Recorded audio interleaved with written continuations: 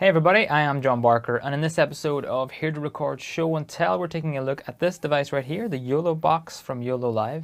They have sent this over to the channel to take a look at, make some videos about, and that's what I'm going to do in this video. Take a nice long look at the device itself. Now, I wanted to just take you through every step of the way. So opening the box up, you get the device right here, front and center. It's a bit of a effort to get it out, but there you go. It's a sort of all-in-one device for live streaming and recording. It has inputs, outputs, but we'll get to that a little later. What else is in the box? A little manual, and then under that you get a few more bits and pieces, if I can manage to take it all apart. In here, a couple of HDMI cables, which is a nice little touch. Cold shoe mount for mounting on top of your camera. A little carry case, and then a USB-C cable and a power brick as well to power and charge the device. Who is this device for? Well, in this case, if you want to get going with streaming right now and you don't want to buy lots of bits and pieces and make them all work together, I think it's a pretty solid way just to get streaming with a couple of sources. Maybe you already have a camera or two lying around and you can stream right to YouTube, Facebook, or Twitch and other places like that. Let's take a look around the device itself. Here on the top we have input HDMI 1 and HDMI number 2. And then we have a USB, which is another input, really nice. And then you have a HDMI output for sending the program feed out again. You have a network connection, then audio in, and you also have a Type-C USB for charging and powering up the device. And then on the bottom we have a few other things. Audio out, typically for headphones or something like that. Then you have a SIM card tray. You can mount this on top of your camera with that ball head or any tripod really. And then a slot for an SD card. You can record to SD card, but you can also bring in images and videos through this SD card as well. And then you have the power button here on the side. And that just leaves the big screen on the front, which is where you do most of the configuration. I'm just setting things up here by connecting my two cameras that I have here in the studio. I've collected up some power as well. And then I'm just going to grab this network cable as well, just so I can have access to the internet. Otherwise, there's not much you can do on the device itself. Before I go any further, I wanted to say really quickly, one really nice thing about the HDMI inputs on this is they don't have to match each other in terms of frame rate and resolution. Now in this case, I connected up a camera that was 1080p 60 and another one that's 1080p 30. And it doesn't really matter, the YoloBox itself can just take in those two and make it all work really nicely. In fact, I tried one at 1080i 60, I think, and it didn't really matter. It just popped up on the screen as you would expect. So you don't need to match the resolution and frame rates of your inputs, and that's a really nice thing to do whenever you're buying sort of medium budget cameras. So when I power up the device, I get to this home screen where I can get started with a few things. The top right is where I can jump in and take a look at some settings here. In my case, I've already connected the Here to Record YouTube channel, but I might also want to connect the Facebook channel as well. So I can pop into Facebook, add an account, and then from there I'll just do a pretty normal Facebook login procedure, which I will do right now. I've now logged into Facebook and give it access to my timeline so I can see my name pop up in here, and later I'll be able to stream to that. If I just back out of that again, I can also see that my name's in there, letting me know what's connected, which is very nice.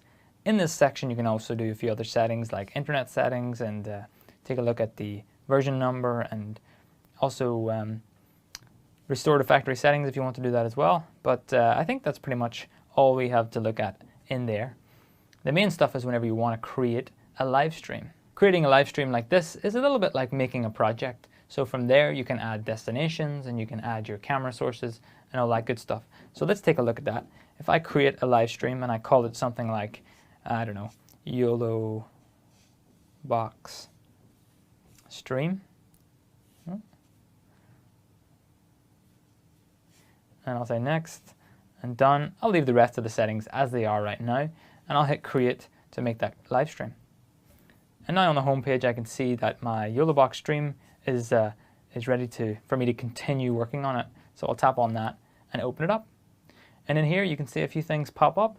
I have my main camera feed, I have my overhead camera feed, and you can already see things working kind of as expected, which is nice. let's take a little tour around the interface and where you might find some of the common features. So here on the left-hand side, you have a nice big program feed, or what your viewers will actually see. Now there is an option to make that even bigger, which is really nice, so you can actually see what they'll see in a nice big picture. But I think that's better for when you're live. For now, during configuration, I think it's better to go a little bit smaller. On that same place, you can see an audio meter right up there, and then you can choose the resolution of this live stream, 1080p, 720p, or 480p. I think I'll just leave it at 1080. There's also an option for recording, and in this case you just tap there and you can record to an SD card, but I don't have one attached just yet. Below that is the live streaming stop-start option as well, and then you have that nice little full screen button that I just showed a second ago. And underneath that you can already see some sources that came in. So HDMI 1, which is that camera you're looking at in the main output feed, and then HDMI 2, which is actually the overhead shot. If I cut to that, you can see some funky feedback going on there, and then I'll cut back to the main source that's coming in there. So that's a little glimpse at how you cut between cameras. It's just a simple tap. You can actually configure that to be a double tap in the settings, and we'll get to that in a second. But that's a look at the left-hand side. Below that you can add more video sources, but we'll come to that a little bit later. Then on the right-hand side, the first tab that pops up is platforms, and you can see there that I have my Here to Record and John Barker Facebook already kind of ready to go.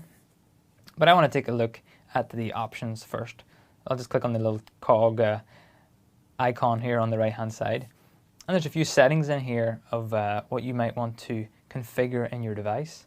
Now, like I said, there's a video switching mode, either a single tap or a double tap. I do actually quite like the double tap.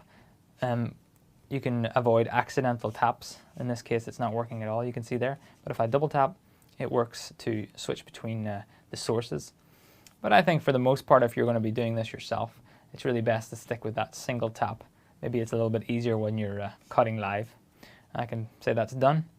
A few other options here for the SD card. One of the other things that's fairly new on the device are some transitions between the cuts. So before it would be a real simple cut, but in this case you can now do fades, which will do a nice little fade between the two sources.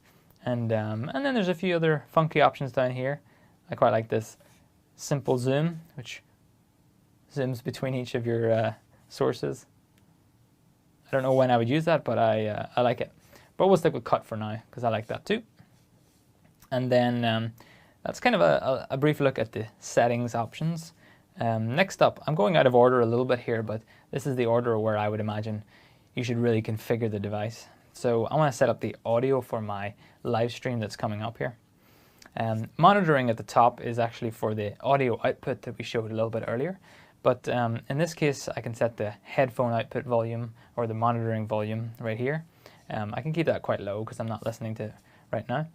And then below that is something that's, of course, really important is the audio source for the live stream. Now, in this case, it's set to auto by default, but I don't feel like you'd want to do that for most of your streams. In my case, even for this video, I have a microphone attached to the camera over there, and then whenever I cut between the sources, I want that microphone to always be heard. So in here in the settings, I can make that happen. Instead of the automatic, I'll choose HDMI 1, and then I can adjust the volume on that to suit my needs. I'll leave it up here right now. I'm not listening to it, but somewhere around there might do just fine. And then I like to also just make sure the volume of the other inputs are also turned down, just to be sure that in case you accidentally set one live and you didn't want it live. So I like to just use one HDMI input in this case, and that's where my audio source is coming from. So that's a look at the audio settings. Now I want to head back over to the platforms tab and show what it's like to go live on each of the platforms. In this case, I want to do YouTube and Facebook, and they are configured slightly differently. So taking a look at that platforms tab, I can see my Here to Record channel at the top, and I'll just toggle that on. And here I'm given a option of what way I want the privacy of my stream to be. Now for this test, I do want it to be unlisted. And just keep in mind that whenever you hit live and go live on this device, it will turn on the stream automatically. So you do want to be aware of that. You want it to be that case because you want to bring this device out on the road maybe, or somewhere random, and you want to just press go live and it actually works and people can see it. But in my case, I want to keep it unlisted for now because this is a test. So that's set up and ready to go. And then I'll also turn on the Facebook one, and it'll give me some options too. And in this case, I want to go to my own timeline, so it's already selected. And I'll just choose only me because, again, it's just a test. And I'll hit done when I am ready to go live. I am ready to go live now, but there's one more thing I want to do, is start the recording before I go live. So I have my SD card here, and I'm just going to pop out this little tray at the bottom. And I can keep that somewhere else for safekeeping. And then I'll just put in an SD card, something to record to. So now that's loaded in there, and I can actually go up and click on the start record button. It's just this little camera looking icon there, and it'll ask me, do you want to start recording? Yes, I do. So I hit start, and I can see up at the top here that it says I'm recording now. It's a very subtle little message there, and it's very easy to miss that you're maybe actually recording, but you can see it up at the top. To stop, I can just hit that same button, and it instantly stops the recording. But let's start that recording again, tapping up on the little camera and start recording. And so I have my audio ready to go, I have my recording started, and I have my 2 platforms ready to go. So it's as simple as hitting the online or go live button, and then it starts streaming. It'll take like a second or 2, and then you can already see there up at the top, it's popped up the bitrate that's streaming right now, and the frames per second. I've seen this usually start a little bit lower, but then it hits 30 and kind of stays there during my tests. I can see as it works its way towards that now, and I can also see that I'm live up there as well. When I want to stop the live stream, I would hit that same button, but I'll let it run for now. You can also see that there's a couple of little indications here on the bottom that I'm live on both YouTube and Facebook. And over on the side here on the platforms, I can see that I'm live on those places as well. So plenty of places that tell me that I'm actually live somewhere. And let's take a look actually over on the computer to see how that looks. First of all, here on Facebook, you can see that I'm actually live there. That's me a few seconds ago, making sure everything worked just fine. But you can see that I'm running live on Facebook to my timeline. There's not much activity there because it is my personal timeline and it's set to only me, but seems to be working just fine. And I think next we can take a look over in YouTube instead. And here I am in the YouTube dashboard where I can see that a live stream has actually popped up. This was completely created on the device itself. And if I click into it, I can see that the live stream is working as expected. It'll take a few seconds to pop up, but the stream's coming in nicely. There I am 2 seconds ago, again, just making sure everything worked just fine. And while I'm in here, I wanted to take a look at the YouTube comments. So if I pop down and I write something in here like cool stream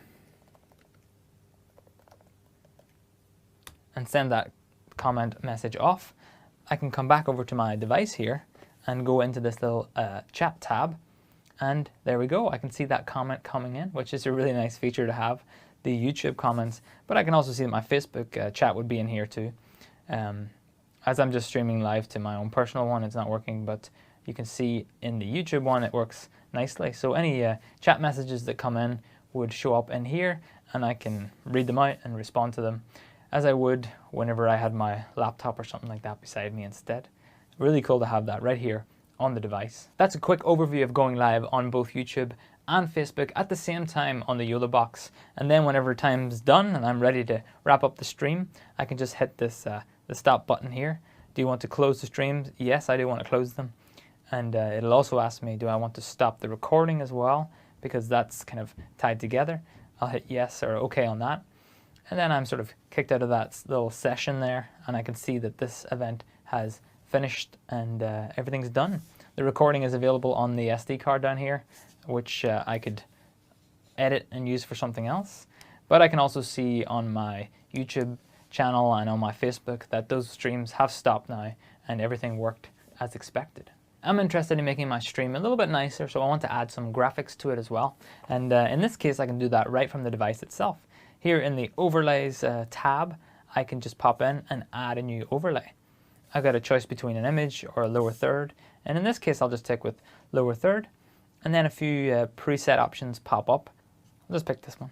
So I'll just drag that down a little bit. I can just do that right on the screen here, tapping on it and dragging it down. And then I might want to add a title, in this case of from here to record. Next, My name is John. Oh, no. Wow. It is hard to type from this angle. There we go. And then I have my name and title. You can see it pop up right in there. And I can make it a little bit bigger if I wanted. Looks perfectly fine. And hit done when I'm done with that overlay. And you can see that one I just created is right here in the overlays section. So if I tap that, it pops up on the program. And if I tap it, it disappears again. And that will be included in your live stream. So you can say, hey, this is John. Thanks for watching the live stream. And I'll have my name pop up, and then I can make it disappear as well. A couple more graphics that I think I would like in there would be an image. So in this case, I want my little logo to pop up. I'll grab that and scale it down with this little slider and move it up to the top. And that'll do just fine there. And hit done. So you can see that pops up in the graphics section as well. And let's add one more. I like to start my stream off with a nice full screen image. So I have this one. This is one I did recently on the YouTube channel here, a live stream. And I'll leave that scale at the default 100%. And there you go. You can see that I could start my live stream with this picture. And then when I'm ready to come in, I'll take that off air. And then I'll turn on my logo. And then maybe show my lower third when the time comes. Put it away again. You can see there you can do a few bits and pieces with the device in this overlay section. Now it'd be nice, of course, if you could jump back in, edit this, and change the colors or make a few other adjustments. I mean, scale is great to have, of course, and the offset is an interesting little option to have. But I know, in my case, I use red a lot on the channel here, but plenty of other people would like to have different colors in there. So that would be nice to have, just a little extra feature to add. What color do you want as the background? But that's a simple look at the graphics and the overlays in the YoloBox. Another useful feature built right into the device is picture-in-picture mode. Now let's take a look at how that might work. So in here I want to add a video source. I have my two cameras already in, and I want to add another video source. In this case I can add a pipped video right at the bottom here, and then I choose my main screen. So this is what I want to be in the background. So I'll have in the background this shot here. And then my sub-screen, well, there's only one option right now, which is the shot of me. So I'll pick that. And then I can choose the scale of that, that shot. So let's move it. Let's actually move it over here, just on top of this image. So it's not too confusing to see what's going on. And there I have my picture-in-picture already set up and ready to go. When I hit done on that, it shows up just as another source in the collection here. So now I have three sources to switch between. My two cameras, and then the picture-in-picture source as well, which is very nice to have. You can also add other sources to the device as well. So here in this case I want to add a video. I can open up the add source, and then in the SD card I can take a look at what stuff is on there. I've actually loaded up a few pieces of video. There you can see me shooting some stuff earlier today, and here's a video I made with the ATEM streaming bridge. So let's just load that in. And now you can see I have all of my two cameras, the picture-in-picture, and I have this SD card video as well. And I can press play on that. Now this is something I shot a while ago. It looks similar to this setup, but you can see there I'm talking away. And this is when some of the settings come into play that we saw earlier. SD card video switching settings. So let's take a look at those. Whenever you go to one of your sources, what do you want to happen? Do you want to pause the video whenever you're switching? So if I switch way back to my camera, which is right there, what you can just about see there on the bottom is that the SD card video has actually resetted back to the first frame, which is the option that's been set on there. So it's reset to the first frame, and when I press go again, you can see the video starts from the same place as it started before. But if I was to choose one of the other settings, like pause when switching, I'll choose that now. And then if I cut away, actually the video just pauses exactly where it was when I cut away. And then when I go back, it just continues from where it left off. And then the final one is continue when playing. So I can see when I cut away from that video, you can see there on the bottom that the video is still playing away in the background. I could still have the audio on and talk over it. And then when I cut back to the video, it just keeps on playing just as it was before I cut away from it. So that's a quick look at videos. Another way to add sources to the device is through USB. Now I have this little USB Adamus Connect device here. Basically that's a camera over HDMI or whatever source over HDMI show up as a standard USB on a device. Now, because of size constraints, you'll see here that this device is slightly too thick to actually fit in the USB slot along with HDMI. So I've just brought out this little USB extender dealio, and I'll just connect that up there. In my case, I just have my computer sitting off to the side here. And now if I connect that up just off screen here, you can see the USB device comes in, shows up as color bars for now, and then I can see that the HDMI is handshaking, and there you go. Now I can see my computer pop up, and I can use that just like any other source in my production. So I have 3 shots ready to go, and I can add maybe a picture-in-picture with the computer in the background and me in the foreground. Let's take a look at that.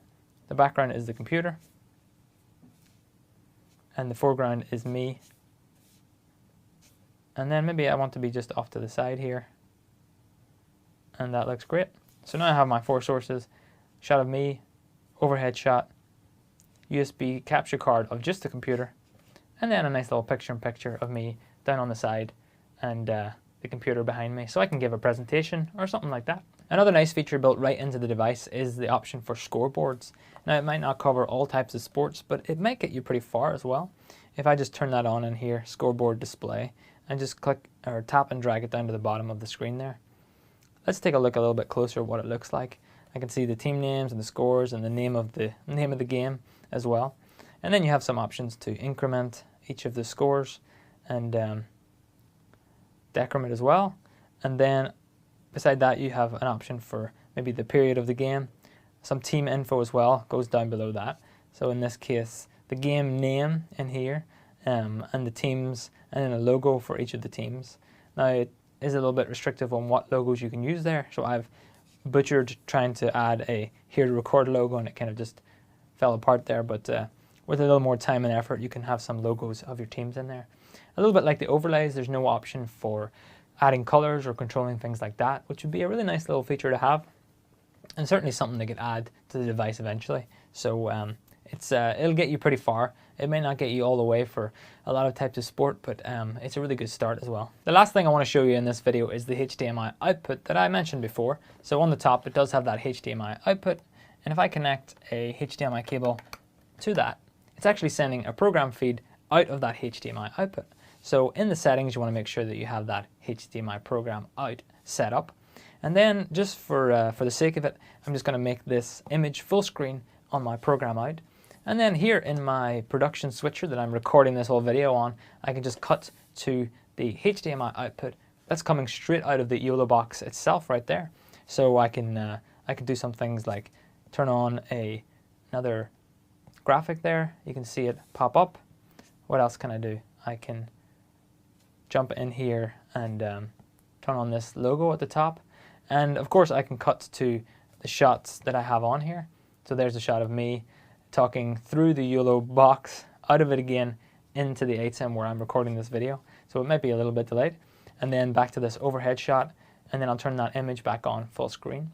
Now what this is perfect for is recording a really good quality locally of the presentation or live show that you're doing. Of course you could do that to the SD card, but what I found for a lot of these devices is that of course it's going to be compressed on the SD card, but if you get the HDMI output with all those graphics and all that stuff, you could do a really high quality recording locally on something like a Ninja 5 or some sort of HyperDeck recorder that you have sitting around, and then you have a really good quality recording, but you also have the live stream version, and you can also have the SD card recording as well. A couple of the pros of the device, and something I'm really impressed by, is how frequent the updates are coming out on the device itself. I know that Aaron Parecki and his channel and a few others have made videos and given feedback to YoloLiv as well, and they've actually posted those updates in their new releases. A few of the things like transitions are just brand new things that have just come out, and I know they're working on more stuff as well, which is really nice to have. So even by the time you watch this video, maybe a few features have changed and things are different, and that's really great to see the constant iteration on making it better over time for whoever wants to use it. Other pros I really like are the size of the device. It sits really nicely on the table here, and I can imagine bringing this anywhere and live streaming from there. I didn't get to the SIM card option because I don't personally have one that would just pop in there and work, but I want to try that again in the future and maybe live stream from home or somewhere else. So that's really nice to have this all-in-one small travel-friendly device, which works really nicely, it seems.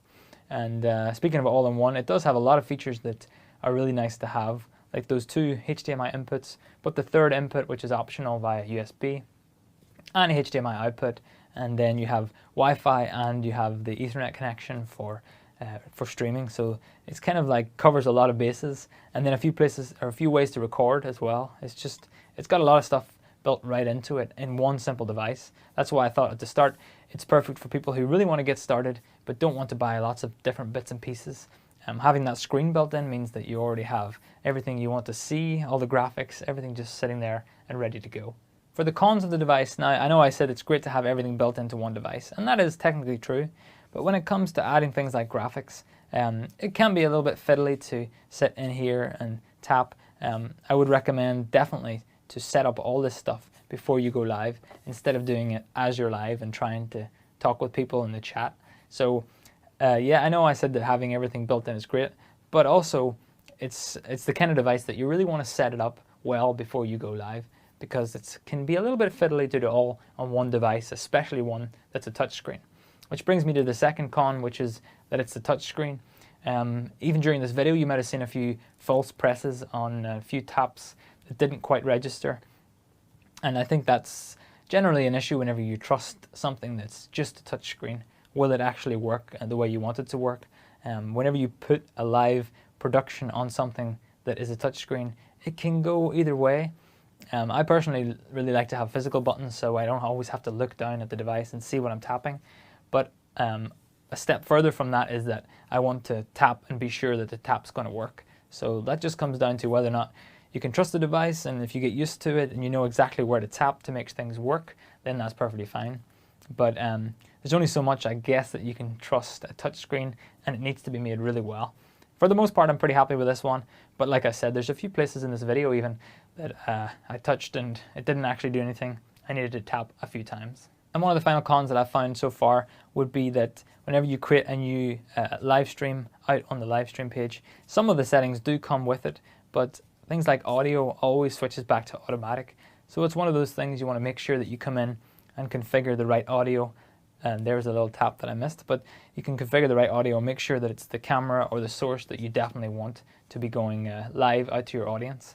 That way there's no confusion of whenever you go live and you tap from source to source and the audio automatically switches from one to the other. So a few little things that I think can be fixed pretty easily, like colors and the odd little bug that can definitely be improved on in a future software update. Which brings me to the price now. It's a really interesting price. It's sort of under $1,000, under €1,000-ish, depending on where you shop at, which whenever you first see the price can seem quite steep.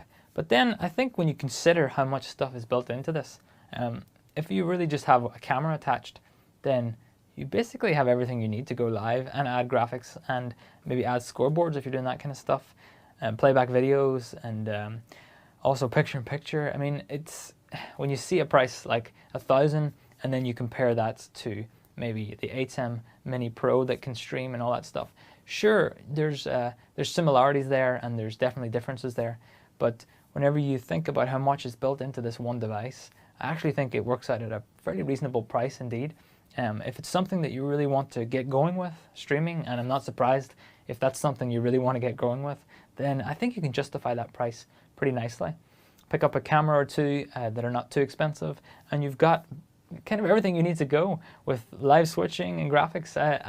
I'm really impressed by how much is built into this and how rapidly it's getting better and better, all for not bad price as well. So you can be the judge of whether or not it makes sense for you, but for me, I think it actually makes a lot of sense in its price range. So that's really nice to see. So I hope you find this useful on the YoloBox from YoloLiv. I will make more videos about this like I always say, so be sure to get subscribed and check those out whenever they come out. But if there's any specifics that you want to know about the device, things that I didn't cover in this case, do let me know in the comments below so I can actually get to those videos and maybe just let you know what works, what doesn't work, and all that good stuff. So thanks for watching, and I'll see you in the next video. Bye-bye.